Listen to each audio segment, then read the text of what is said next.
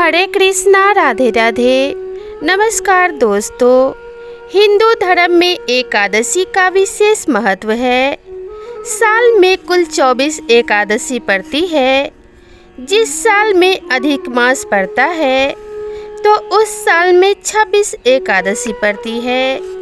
ऐसे ही ज्येष्ठ मास के शुक्ल पक्ष की एकादशी को निर्जला एकादशी का व्रत रखा जाता है। इस साल निर्जला एकादशी पर काफ़ी शुभ योग बन रहे हैं।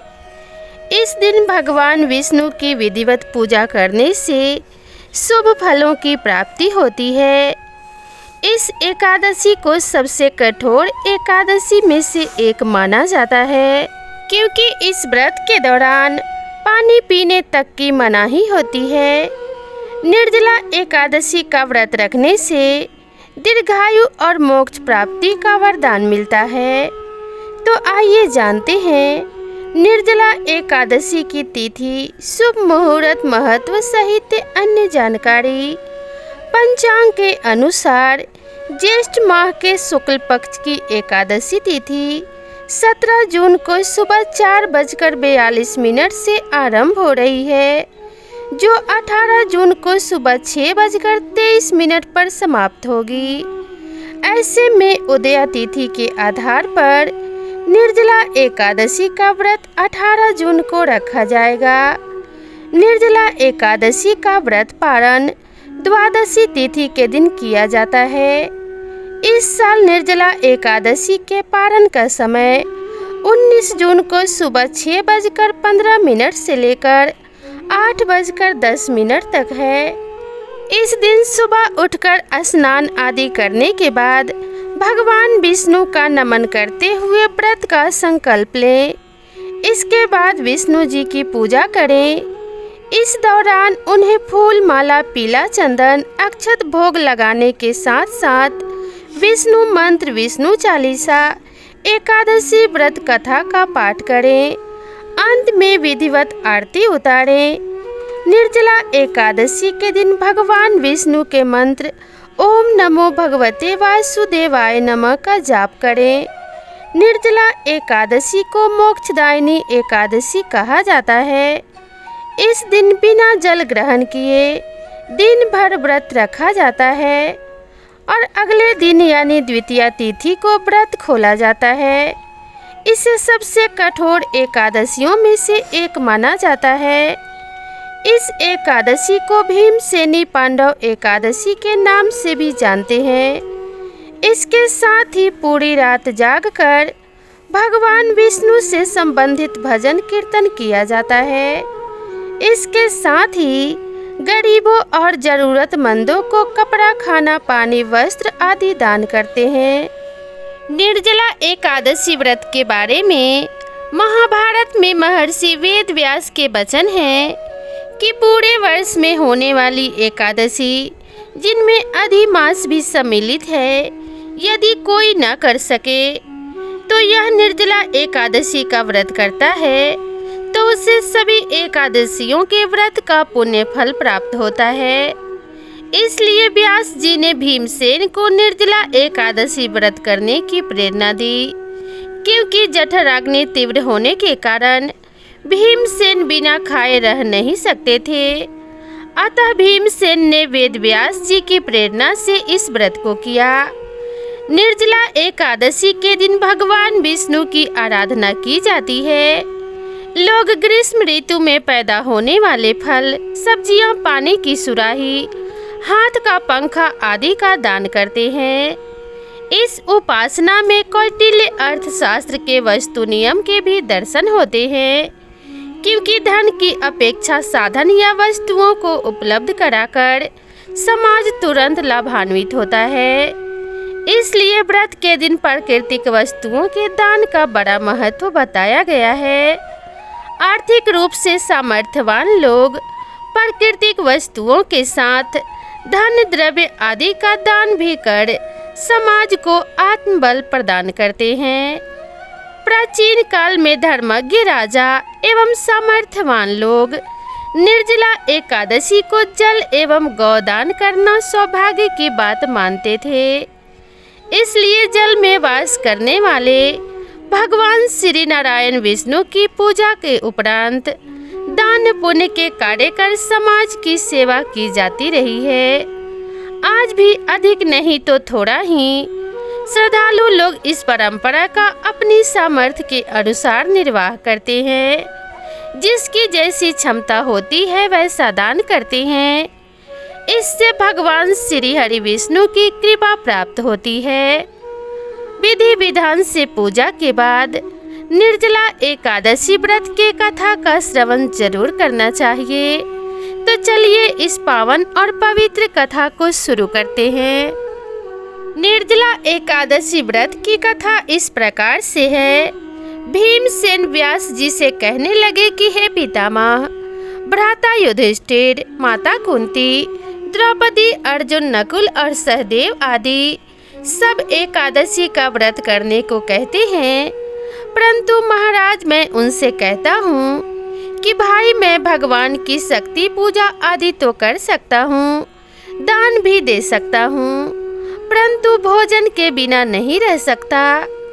इस पर व्यास जी कहने लगे कि हे भीमसेन, यदि तुम नरक को बुरा और स्वर्ग को अच्छा समझते हो तो प्रति मास की दोनों एकादशियों को अन्न मत खाया करो। भीम कहने लगे कि हे पितामह, मैं तो पहले ही कह चुका हूँ कि मैं भूख सहन नहीं कर सकता।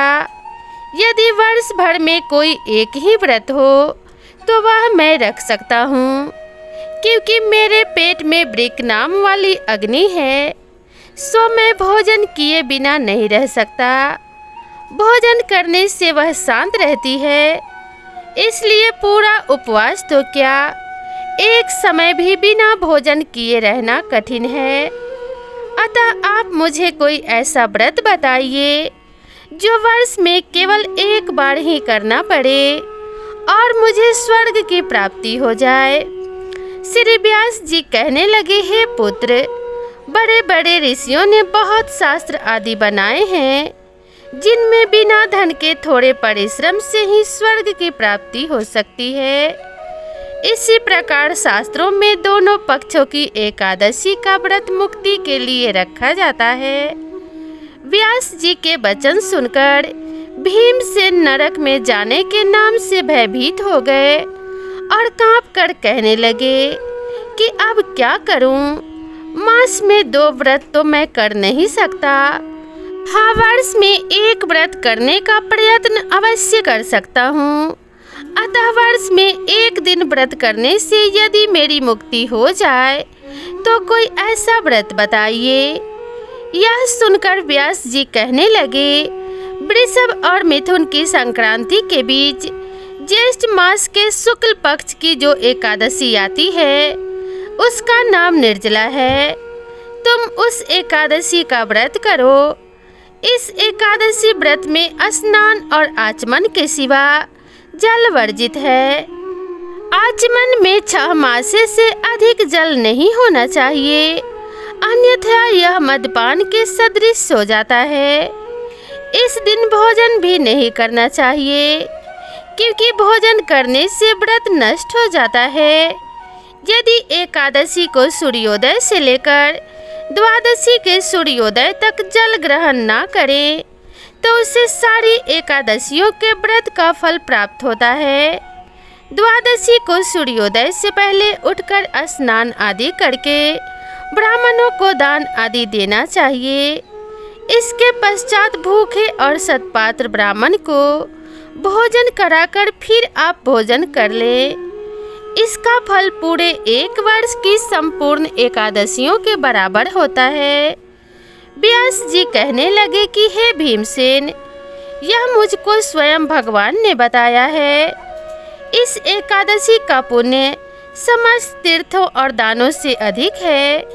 केवल एक दिन मनुष्य निर्जल रहने से पापों से मुक्त हो जाता है।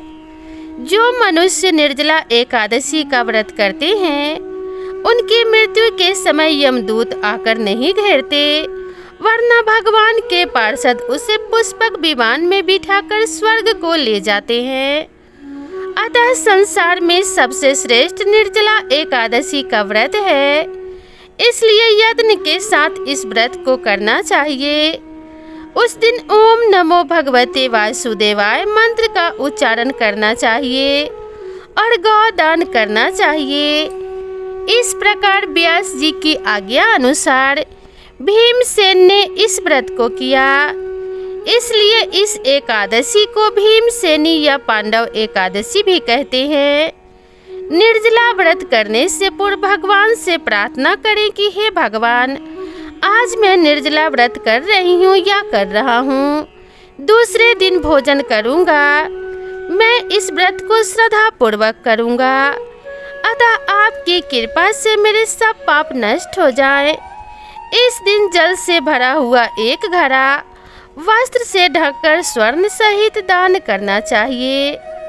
जो मनुष्य इस व्रत को करते हैं उनको करोड़ पल सोने के दान का फल मिलता है, और जो इस दिन यज्ञ आदि करते हैं उनका फल तो वर्णन ही नहीं किया जा सकता। इस एकादशी के व्रत से मनुष्य विष्णु लोक को प्राप्त होता है। जो मनुष्य इस दिन अन्न खाते हैं वे चंडाल के समान हैं, वे अंत में नरक में जाते हैं। जिसने निर्जला एकादशी का व्रत किया है वह चाहे ब्रह्म हत्यारा हो, मदपान करता हो, चोरी की हो या गुरु के साथ द्वेष किया हो, मगर इस व्रत के प्रभाव से स्वर्ग में ही जाता है। हे कुंती पुत्र, जो पुरुष या स्त्री श्रद्धा पूर्वक इस व्रत को करते हैं उन्हें इन कार्यों को अवश्य करना चाहिए। प्रथम भगवान का पूजन, फिर गौदान, ब्राह्मणों को मिष्ठान व दक्षिणा देनी चाहिए तथा जल से भरे कलश का दान अवश्य करना चाहिए। निर्जला एकादशी के दिन अन्न, वस्त्र, उपाहन, ज्योति आदि का दान करना चाहिए। जो भी मनुष्य भक्ति पूर्वक इस कथा को पढ़ते अथवा सुनते हैं उन्हें निश्चय ही स्वर्ग की प्राप्ति होती है। तो प्रेम से बोलिए भगवान विष्णु की जय, माता लक्ष्मी की जय। भगवान विष्णु और माता लक्ष्मी की कृपा आप सभी भक्तगणों पर बनी रहे और आपके जीवन में सदा मंगल हो। इसी कामना के साथ आप सभी से विदा लेते हैं।